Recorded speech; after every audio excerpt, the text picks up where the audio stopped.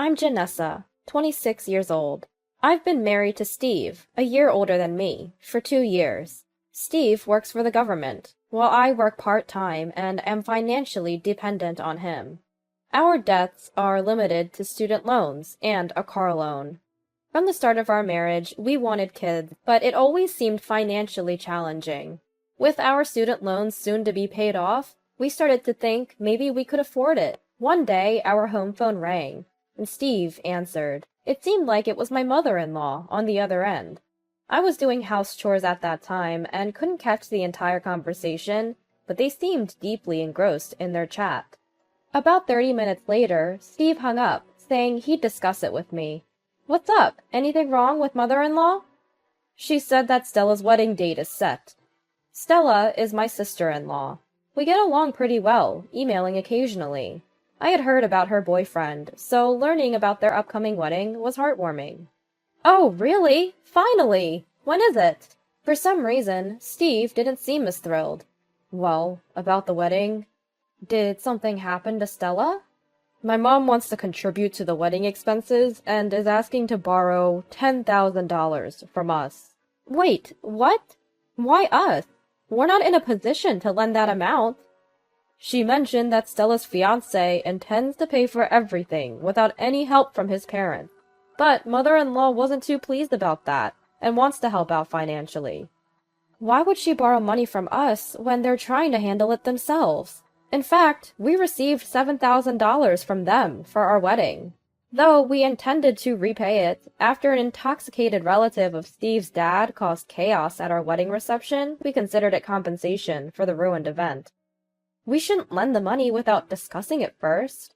Recalling our wedding, I remembered feeling upset with my in-laws, especially my mother-in-law, who made comments about my parents not chipping in.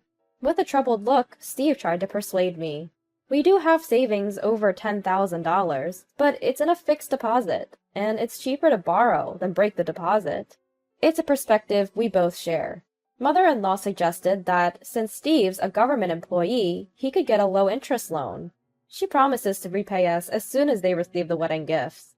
But I just don't feel good about getting into debt, especially for this reason. Why should we borrow money to help mother-in-law show off? Moreover, it's surprising to know they're strapped for cash. Steve's dad runs his own business, and though mother-in-law works, I'm not sure about her job status. My sister-in-law has a full-time job. Each time we visit them, mother-in-law brags about her overseas trips, designer outfits, and luxury brands like Chanel and Louis Vuitton. She seems to be living beyond her means, which annoys me. Moreover, Steve mentioned mother-in-law intends to keep this loan a secret from Stella.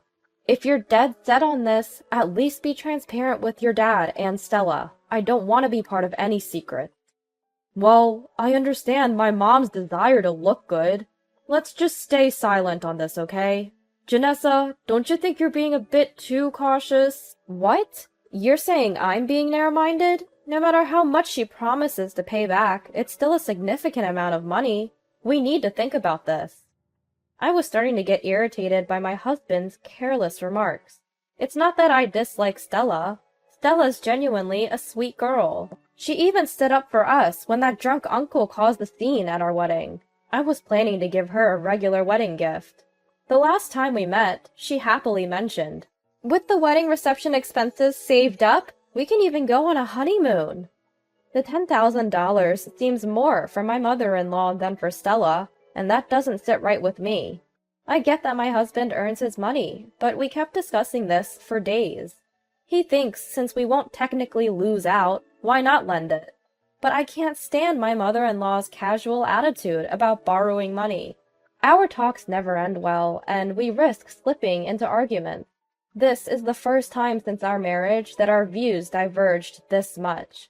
What really irks me about my husband is that if we do lend the money, he needs to explain the situation to his father and sister. But he's clearly reluctant because he knows his mom will hassle him about keeping it a secret. She helped us out during our time, so what's the big deal about lending for a short period? For our wedding, my side and his side split the expenses. I used my savings and the cash gifts we received. His parents covered his portion and later gave them the cash gifts they received from his side. That difference came to about $7,000. It's not about being stingy. That's a burden Steve took on. How does this concern me? He either had no comeback or simply didn't want to argue any further. He went silent. We didn't conclude, and in the days that followed, he kept receiving calls and emails from his mother. Lately, he's been ignoring her calls. "I'm just tired of her constant nagging about money," he'd say, frowning. The more I see him like this, the more I feel it might be worth the $10,000 to cut ties with his family. Finally, on a day off, he decided to visit his parents and sort things out. I doubted he'd refuse, so I said, "If you do lend it, make sure to get a written agreement from her." He came back later that day, looking drained. I got him to sit up and asked how it went. Apparently, while this was my mother-in-law's idea, his dad was on board too.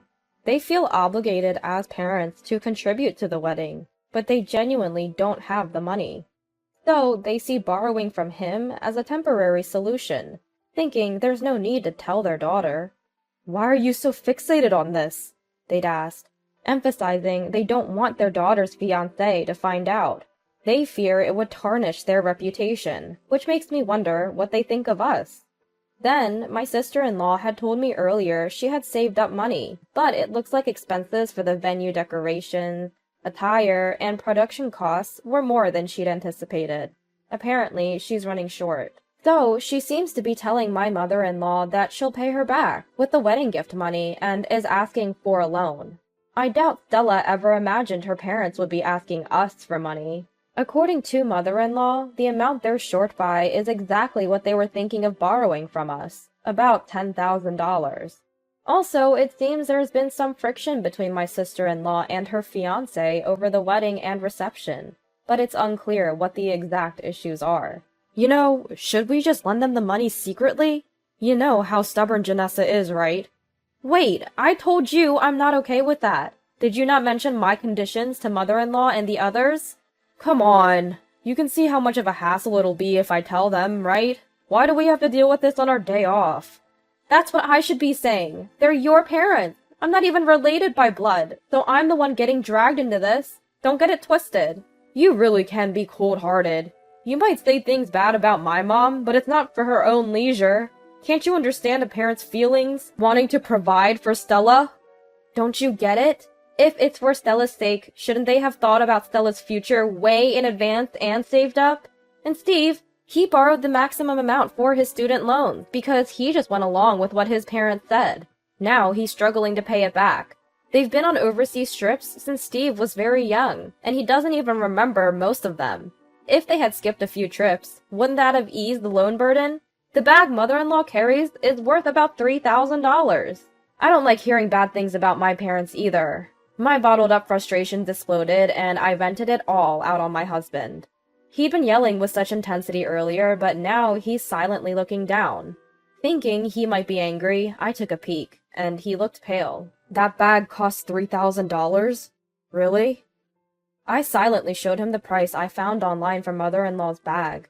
I'm not sure if mother-in-law's bag is genuine, but my husband isn't familiar with luxury brands and their counterfeits, so I kept quiet.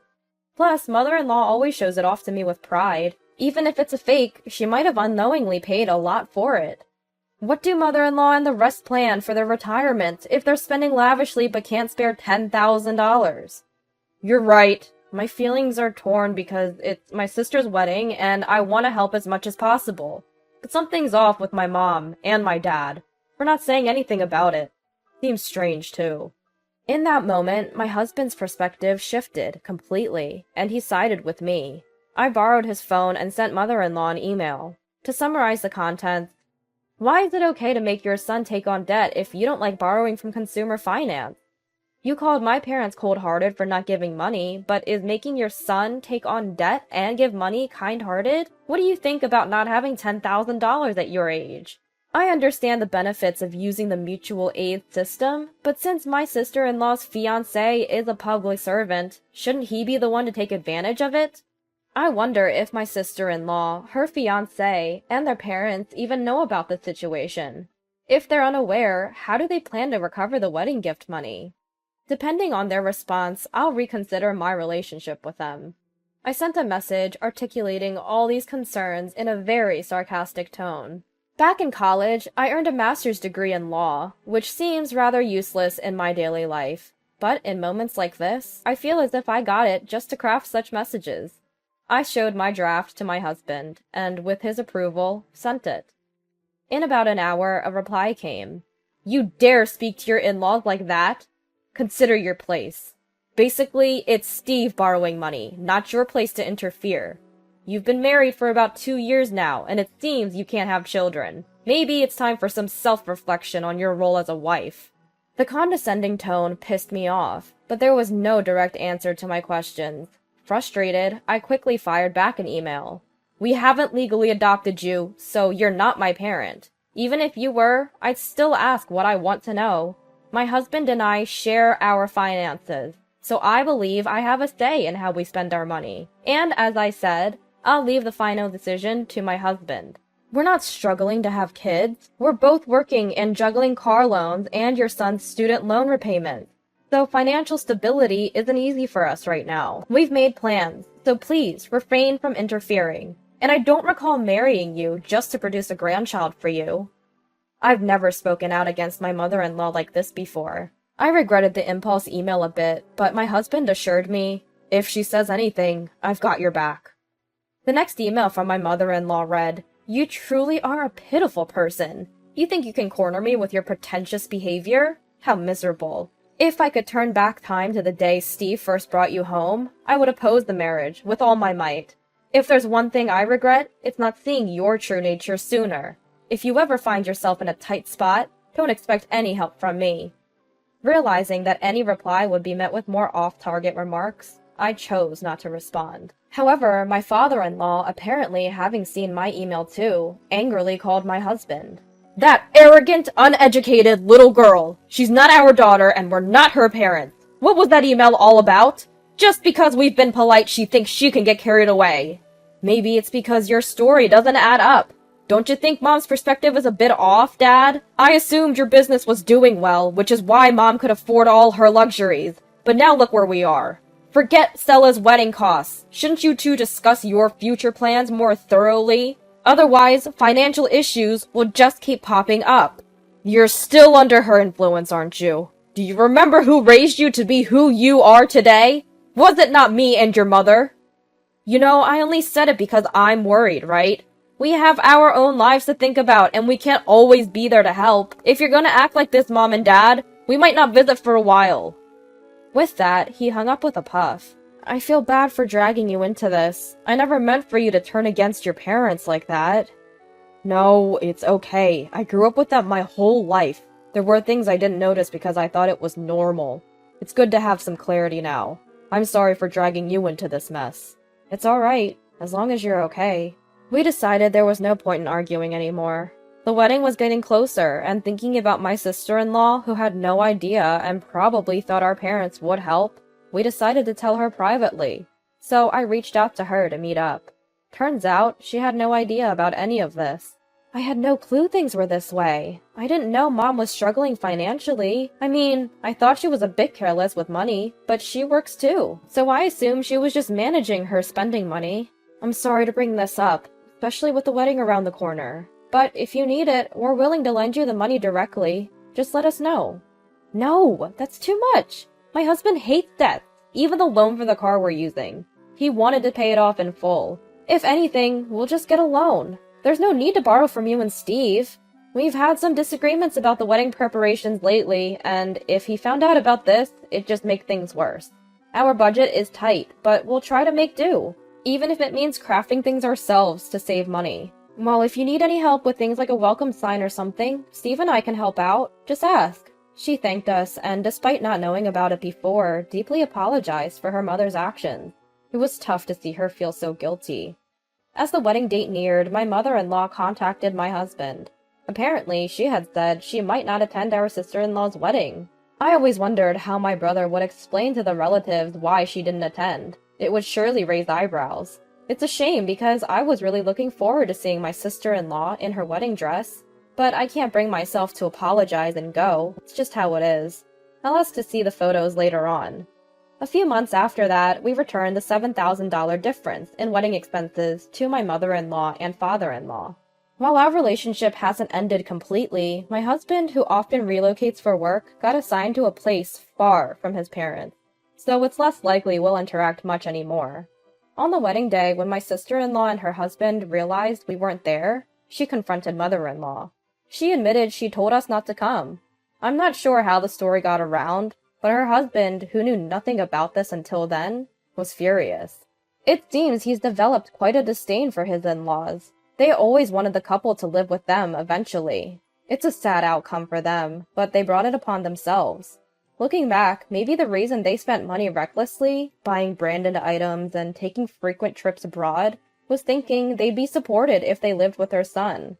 Perhaps they borrowed money from us for the wedding expenses to keep up appearances, and told the fiancé to make sure he never found out. One day, when my husband and I were discussing this, my sister-in-law called me. "Stella? It's been a while. What's up?" "Hey, Janessa, long time no talk. I heard from my brother about your move. I wanted to send you a little something to celebrate. Is your current address still good?" "Aw, you don't have to do that. But thank you. We're moving in a few weeks, so this address is fine. I'll email you the new one later on."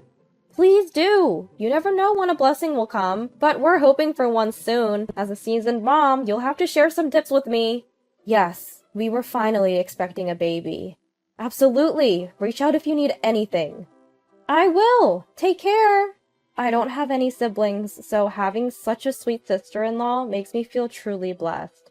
With one more family member on the way, I touched my belly, feeling motivated for the future.